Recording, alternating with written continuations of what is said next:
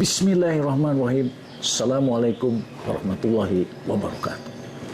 Selamat pagi, salam sejahtera bagi kita sekalian. Jumpa lagi dengan Aang Nawar yang selalu memberikan inspirasi tanpa konspirasi. Hari ini saya akan membahas tentang sistem moneter internasional. Sistem moneter dapat didefinisikan sebagai kerangka kerja institusional yang pertama untuk pembayaran internasional dilakukan, yang kedua pergerakan modal diakomodasi, yang ketiga nilai tukar antar mata uang dilakukan. Nah, berhubungan dengan serangkaian perjanjian, aturan, institusi, mekanisme, dan kebijakan yang kompleks yang berkaitan dengan tiga hal tersebut. Nah, sistem moneter internasional dapat didefinisikan sebagai struktur, instrumen, institusi, dan perjanjian yang menentukan kurs atau nilai berbagai mata uang di dunia, termasuk juga penyesuaian aliran modal dan perdagangan internasional dan neraca pembayaran. Nah, kurs valuta asing adalah harga mata uang suatu negara dalam unit komoditas seperti emas dan perak atau mata uang negara lain. Nah, kalau kita melihat sejarah sistem moneter internasional, ini melalui 5 tahap evolusi. Yang pertama, tahap bimetalisme. Yang kedua, standar emas klasik. Yang ketiga, interwar period. Yang keempat, sistem Bretton Woods. Dan yang kelima, rejim nilai tukar fleksibel atau mengambang terkendali. Nah, bimetalisme itu sendiri sebelum tahun 1875 ini merupakan suatu standar ganda dalam mata uang bebas yang digunakan baik untuk emas maupun perak.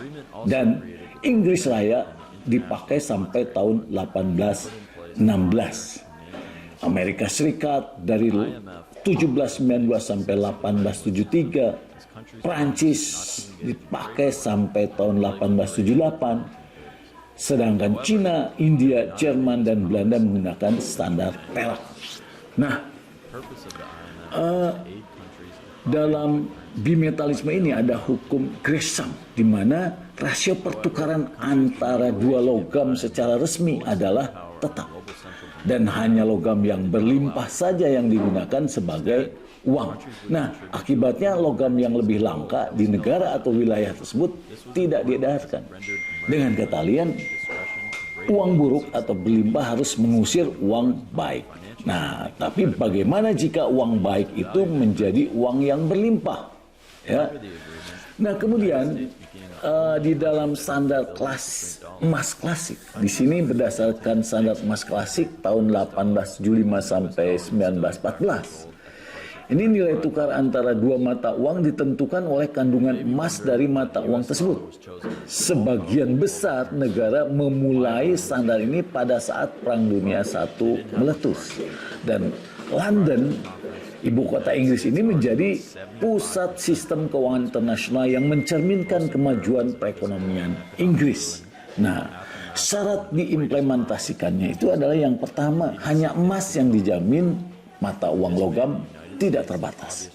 Yang kedua, terdapat konvertibilitas dua arah antara emas dan mata uang nasional pada rasio yang tetap. Dan yang ketiga, emas dapat diekspor dan diimpor secara bebas. Nah, sehingga ini konvertibilitas dijamin dengan prinsip uang kertas bank harus didukung dengan cadangan emas sebesar rasio minimal yang ditentukan. Pasokan uang domestik harus naik turun sesuai pengeluaran penerimaan emas di negara tersebut. Nah, ketidakseimbangan neraca pembayaran secara otomatis dikoreksi menggunakan price spicy flow mechanism. Mekanisme arus harga mata uang logam. Nah, standar emas klasik masih memiliki pendukung setianya dengan argumen bahwa emas adalah alat lindung nilai yang efektif terhadap inflasi harga. Nah, namun perekonomian dunia saat menghadapi tekanan deflasioner akibat suplai emas yang tersedia secara global jumlahnya terbatas, maka menghambat pertumbuhan perdagangan dan investasi dunia. Standar emas internasional juga tidak dapat mengikat negara-negara besar yang punya agenda politik yang tak sejalan dengan penggunaan standar emas untuk mematuhi aturan main secara bersama. Nah, tahap interwar period 1915 sampai 1944, standar emas klasik berakhir pada masa Perang Dunia I, di mana negara-negara yang kalah khususnya Jerman, Austria, Hungaria, Polandia, dan Rusia mengalami hiperinflasi. Contoh, Jerman mengalami kenaikan indeks harga sebesar 1 triliun kali lipat daripada saat sebelum perang. Fluktuasi nilai mata uang di masa 1920-an membuat banyak negara menerapkan kebijakan depresiasi habis-habisan agar dapat memperoleh untung di pasar ekspor global.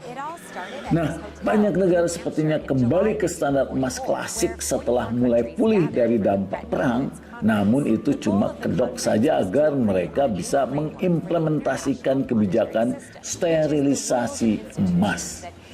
Nah, sterilisasi emas ini adalah kebijakan untuk menyesuaikan arus masuk dan keluar emas dengan cara pengurangan jumlah uang dalam negeri dan peningkatan kredit dalam negeri. Nah, usaha untuk kembali ke standar emas klasik hancur total dengan terjadinya Great Depression tahun 1929. Dan kekacauan itu mengakibatkan ditarik keluarnya emas besar-besaran dari tangan bank-bank di negara-negara besar. Nah, sehingga kalau kita lihat dalam interwar period 1915 sampai 1944 ini, tahap 1 nasionalisme ekonomi akibat Perang Dunia I. Tahap 2, standar emas klasik gagal untuk dipulihkan karena agenda politik masing-masing. Tahap ketiga adalah ekonomi tak stabil dan bank banyak yang bangkrut karena terjadi penarikan besar-besaran. Dan tahap keempat, investor panik ingin melarikan modal ke luar negeri, tapi semua di luar negeri juga bernasib sama. Nah, selanjutnya adalah sistem Bretton Woods. Untuk mencegah kembali terjadinya nasionalisme ekonomi dengan aturan main yang tidak jelas selama interwar period, perwakilan 44 negara bertemu di Bretton Woods, New Hampshire tahun 1944 dan setuju untuk mengadopsi sistem moneter internasional yang baru. Pada tahun 1945, perjanjian ditandatangani dan melahirkan IMF dan IBRD atau World Bank. Nah, IMF mewujudkan dan menegakkan serangkaian aturan eksplisit yang mengatur kebijakan moneter internasional. IBRD atau World Bank ini bertanggung jawab atas pendanaan proyek-proyek pengembangan dan atau pembangunan di masing-masing negara pemohon kredit. Nah, selanjutnya sistem Bretton Woods pada dasarnya mewajibkan tiap negara untuk membentuk nilai pari, par value, mata uangnya masing-masing terhadap dolar Amerika yang sepenuhnya dikonversi ke emas. Negara yang fundamental ekonominya stabil harus mempertahankan nilai parinya dengan toleransi rentang rate jual dan belinya kurang lebih 1%. Nah, negara yang fundamental ekonominya masih tidak stabil boleh untuk melakukan perubahan nilai pari mata uangnya sejauh dirasa perlu. Nah, sehingga negara-negara yang menggunakan emas dan valuta asing khususnya US sebagai alat pembayaran internasional, karena US menjadi satu-satunya mata uang yang dapat dikonversi secara penuh ke emas. Dan contoh, rupiah tidak bisa untuk ditukar dengan emas secara langsung. Kita harus beli US dan dengan US kita baru bisa menukarnya dengan emas. Nah, sistem ini sering juga disebut sebagai standar nilai tukar emas berbasis dolar. Nah, sistem ini dibangun dengan tujuan untuk mempertahankan nilai tukar yang stabil, fixed rate, dan menghemat emas. Nah, keuntungan sistem nilai tukar emas ini yang pertama adalah cadangan falas dapat menghapus hal-hal yang dapat memicu deflasi di sebuah negara akibat bertambahnya jumlah pasokan emas global. Yang kedua, setiap negara yang memiliki falas dapat memperoleh bunga, sedangkan emas tidak bisa memberikan bunga. Yang ketiga adalah membawa uang kertas atau emas, mana yang lebih praktis, bagaimana kaitannya dengan biaya transaksi. Nah, Profesor Robert Trippin, sistem ini akan hancur dalam jangka panjang.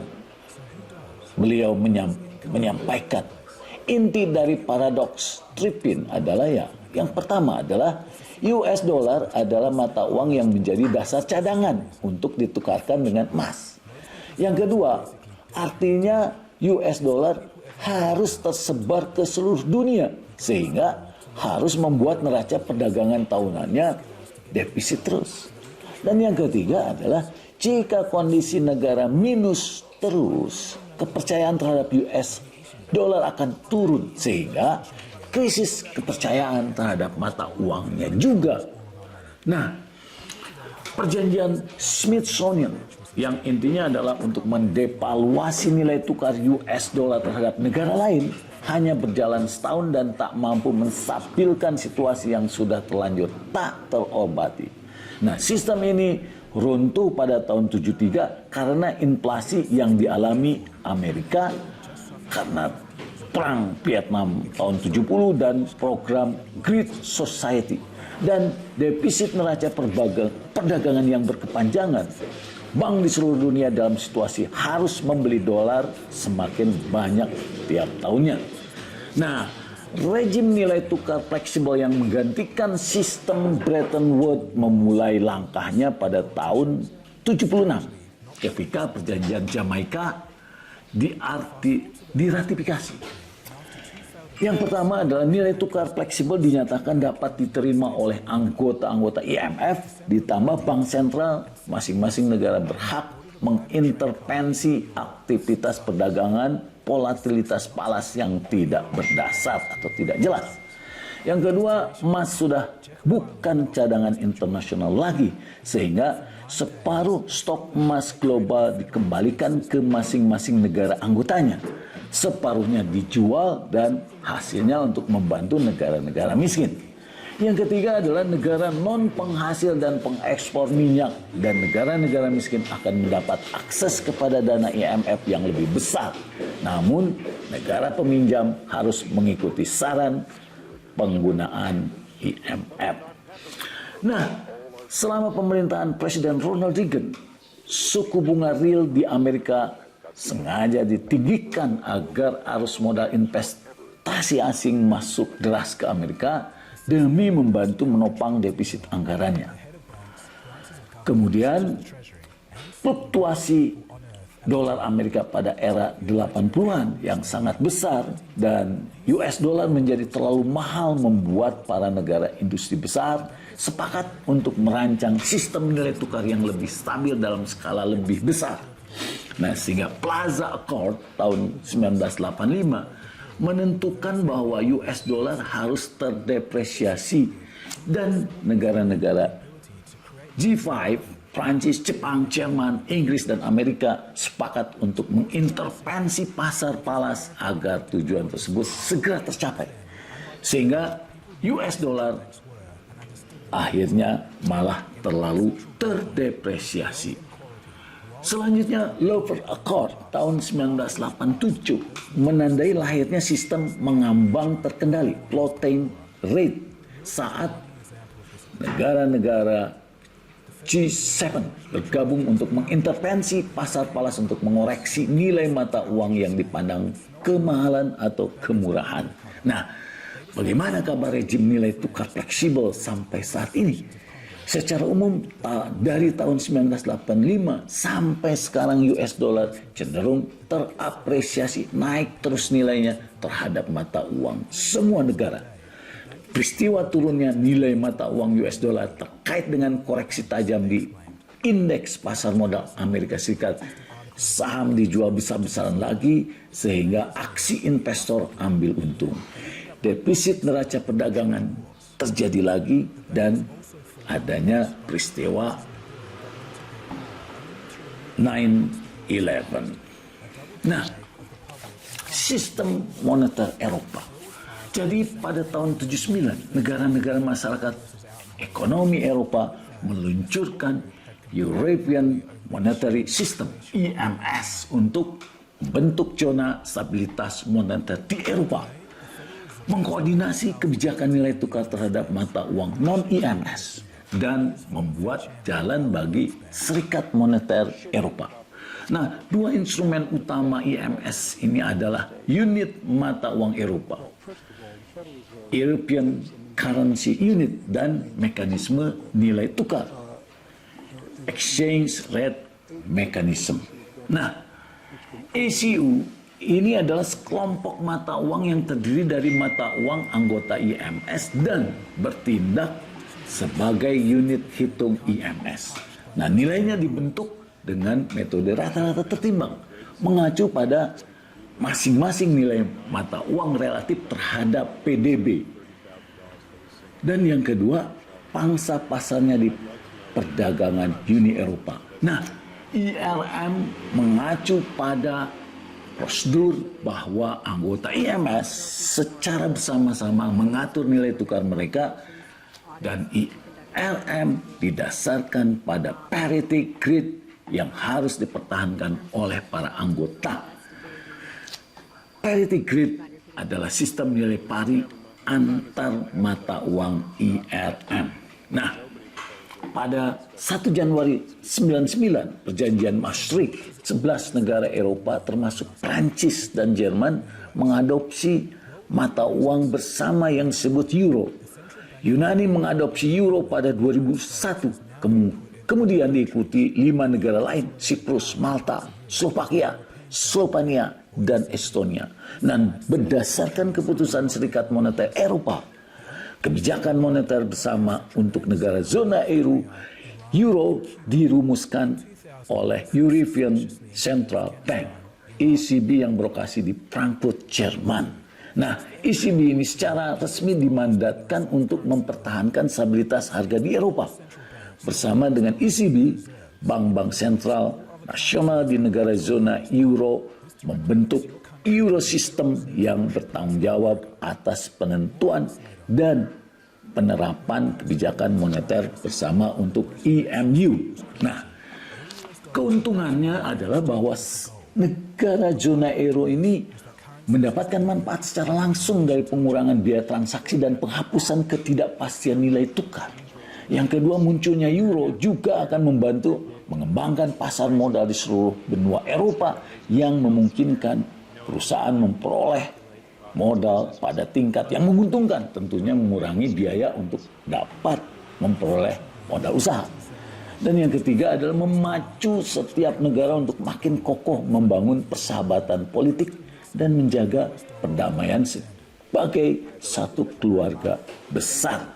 Namun kerugiannya adalah bahwa secara langsung bagi masing-masing negara Eropa adalah hilangnya kemandirian kebijakan moneter dan kemandirian kebijakan nilai tukar nasional.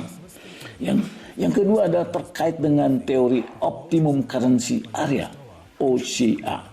Kriteria yang seharusnya relevan untuk mengidentifikasi dan mendesain zona mata uang bersama adalah derajat mobilitas faktor, modal, dan tenaga kerja dalam zona tersebut. Sehingga Australia, Belgia, Prancis, Luxembourg, Belanda, dan Jerman adalah negara yang memenuhi teori OCA. Denmark, Italia, dan Inggris adalah negara yang tidak memenuhi teori OCA.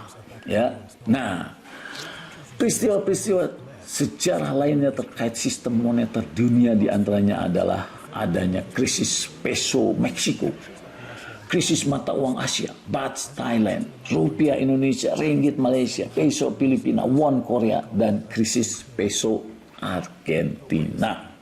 Nah, kurs bagaimana antara kurs tetap versus kurs fleksibel, ya. Sementara anggota inti EMU yang meliputi Prancis dan Jerman menyukai sistem nilai tukar tetap, Negara-negara maju lain seperti Amerika Serikat dan Jepang lebih suka dengan sistem nilai tukar fleksibel. Nah, berdasarkan sistem nilai tukar fleksibel, pemerintah dapat mempertahankan independensi kebijakan karena keseimbangan eksternal akan tercapai melalui penyesuaian kurs daripada intervensi kebijakan. Namun, ketidakpastian nilai tukar dapat berpotensi menghambat perdagangan dan investasi internasional. Mayoritas perusahaan akan lebih memilih menghindari risiko berdagang secara internasional jika harus menghadapi masa depan yang selalu tidak pasti. Nah, pilihan antara sistem nilai tukar tetap atau fleksibel cenderung mengakibatkan adanya trade-off. Pilihan antara otonomi kebijakan nasional dengan integrasi ekonomi internasional. Nah, mekanisme menetapkan nilai tukar. International Monetary System adalah sekumpulan peraturan, institusi, aplikasi praktis, dan mekanisme yang menetapkan nilai tukar suatu mata uang terhadap mata uang lainnya. Sehingga terdapat 5 mekanisme untuk menetapkan nilai tukar. Yang pertama, free float, managed float, target zone arrangement, fixed rate system, dan the current hybrid system. Nah, free float atau clean float ini pada mekanisme nilai tukar mata uang asing terhadap suatu negara lainnya ditentukan oleh interaksi supply demand. Supply demand mata uang tertentu terhadap mata uang lain dipengaruhi oleh perubahan price level, perbedaan suku bunga, dan pertumbuhan ekonomi. Nah, managed float atau dirty float ini mekanisme managed float memungkinkan pemerintah untuk mengintervensi pasar pertukaran mata uang untuk mengurangi economic uncertainty yang diakibatkan oleh free float. Free float resikonya dapat menyebabkan terjadinya inflasi serta dapat menyebabkan terancamnya neraca pembayaran luar negeri karena membahayakan ekspor. Oleh karena itulah dalam rangka mengurangi volatility, intervensi bank sentral diperlukan. Nah, terdapat 3 pendekatan intervensi. Bisa melalui smoothing atau daily fluctuation. Yang kedua ada leaning against the wind. Kemudian ada unofficial patching. Nah, target zone arrangement ini dasar daripada pembentukan mekanisme target zone arrangement ini adalah adanya kepercayaan dari beberapa ekonom bahwa negara-negara industri maju dapat mengurangi volatilitas nilai tukar mata uangnya dengan cara membentuk suatu aliansi untuk menetapkan nilai tukar tetap mata uangnya. Nah, isu pembentukan mekanisme ini sudah dimulai dengan dibentuknya European Monetary System yang dilakukan pada tahun 79. Follow up dari pembentukan IMS ini adalah dengan dibuatnya the European Currency Unit, dan sekarang sudah terjadi tentunya, ya. Nah, jadi kita melihat bahwa bila terjadi peristiwa menguat atau melemahnya nilai tukar mata uang salah satu negara anggota terhadap mata uang negara anggota lain, maka bank sentral negara masing-masing akan menjual atau membeli mata uang masing-masing.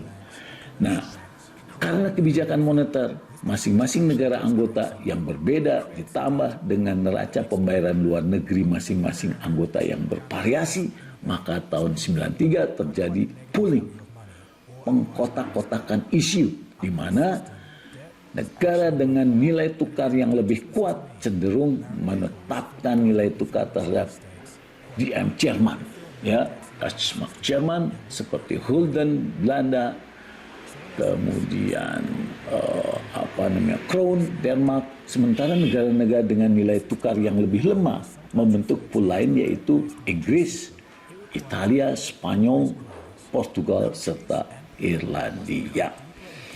Nah, di dalam fixed rate system, ya, mekanismenya adalah pada setiap negara anggota bersepakat untuk menjaga target tingkat nilai tukar mata uangnya. Bank sentral secara aktif berjual beli mata uang di forex market apabila nilai tukar mata uangnya akan melenceng dari state par value pada persentase di atas jumlah yang ditolerir. Dengan demikian, mereka akan memiliki tingkat inflasi yang hampir sama besarnya. Apabila tingkat nilai tukar mata uang tidak dapat dipertahankan, maka devaluasi merupakan the last resort yang biasa ditempuh negara anggota. Selain cara devaluasi, terdapat 4 cara untuk menstabilkan kembali nilai tukar, yaitu foreign borrowing, austerity, kontrol harga dan gaji, serta kontrol nilai tukar. Nah, kalau kita melihat bagaimana current hybrid system, ya, jadi sistem nilai tukar pada masa kini merupakan suatu perpaduan hybrid antara managed floating dengan pre-floating, di mana mata uang utama akan dibatasi floatingnya, sedangkan mata uang lainnya dibiarkan pre-float dan di-pledge terhadap mata uang utama dunia. Nah, berhubungan dengan sistem moneter internasional ini adalah balance of payment. Bagi manajer dan investor, perhatian terhadap neraca pembayaran setidaknya karena alasan yaitu neraca pembayaran membantu dalam meramalkan potensi pasar suatu negara, terutama dalam jangka pendek. Nah, suatu negara yang mengalami defisit neraca pembayaran tidak mungkin mengimpor sebanyak bila mengalami surplus neraca pembayaran. Nah, neraca pembayaran merupakan indikator penting adalah tekanan terhadap kurs suatu negara. Oleh karena itu, amat potensial bagi perusahaan yang berdagang atau melakukan investasi di negara tersebut untuk memperoleh keuntungan ataupun menderita kerugian falas. Nah, negara yang mengalami defisit neraca pembayaran secara terus-menerus dapat merupakan petunjuk akan terjadinya kontrol terhadap pergerakan modal seperti pembayaran dividen, fee, dan bunga terhadap perusahaan investor asing pada suatu hari. Nah, kurs mata uang adalah perbandingan nilai antar mata uang, sehingga kurs menunjukkan harga suatu mata uang jika dipertukarkan dengan mata uang asing lain. Nah, dalam sistem mata uang mengambang bebas, apabila harga suatu mata uang menjadi semakin mahal terhadap mata uang lain, maka mata uang itu dikatakan berapresiasi. Sebaliknya, jika harga suatu mata uang turun terhadap mata uang lain, mata uang tersebut dikatakan terdepresiasi. Nah, dalam sistem mata uang tertambat page, kenaikan nilai suatu mata uang terhadap mata uang lain disebut revaluasi. Nah, itulah yang bisa saya sampaikan. Semoga bermanfaat. Sampai jumpa lagi. Assalamualaikum warahmatullahi wabarakatuh.